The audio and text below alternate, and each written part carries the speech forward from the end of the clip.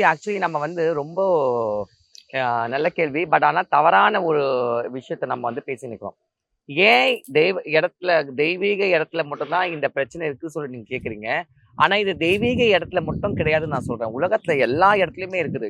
ஆனா இப்போ சமீப காலத்துல இந்த பாரத புண்ணிய பூமியில அதிகமா கோயில்கள்ல வந்து நடந்துன்னு இருக்குது. ஏன்னா கோயிலுக்கு வந்து நிறைய பிரச்சனைகள் போயின்னு இருக்கிறத தவிர்த்து நிறைய பாவங்கள் வந்து இப்ப அதிகரிச்சிருச்சு.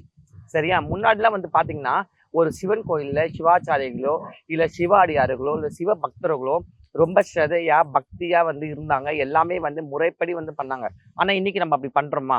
சொல்லுங்க. எல்லாமே தப்பு தப்பா பண்ணிட்டு, ஏன் நம்மளுக்கு குத்துது, குடையுது சொல்லிட்டு நிறைய விஷயத்த நம்ம பேச ஆரம்பிச்சுட்டோம். எதுக்காக சொல்றேன்னா, இப்ப சமீப காலமா ஒரு செப்டம்பர் மாசம் நான் நினைக்கிறேன். எனக்கு சரியா ஞாபகம் இல்ல. செப்டம்பர் தான் நினைக்கிறேன். அப்ப வந்து நம்ம பூமியில வந்து ஒரு விண்கல் வந்து வந்தது. எல்லாருக்குமே தெரியும். அப்பவும் நான் சொன்னேன். இது வந்து கண்டிப்பா வந்து அபசகுனத்த அறிகுறி சொல்லி நான் தெளிவா சொன்னேன். அதே மாதிரி ஸ்ரீராமர் பிரதிஷ்டை அப்பவும் நான் சொன்னேன். ஸ்ரீராமர் வந்து வந்துட்டாரு. இனி வந்து எந்தெந்த இடத்துல எங்கெங்க அபத்தங்கள் நடக்குதோ, அநியாயங்கள் நடக்குதோ, அக்கிரமங்கள் நடக்கோ, கண்டிப்பா வந்து இறைவன் வந்து அவரோட அந்த ராம பாணத்தால நம்மளுக்கு காட்டுவார்ன்னு சொல்லிட்டு நான் ஆல்ரெடி சொல்லியிருக்கேன்.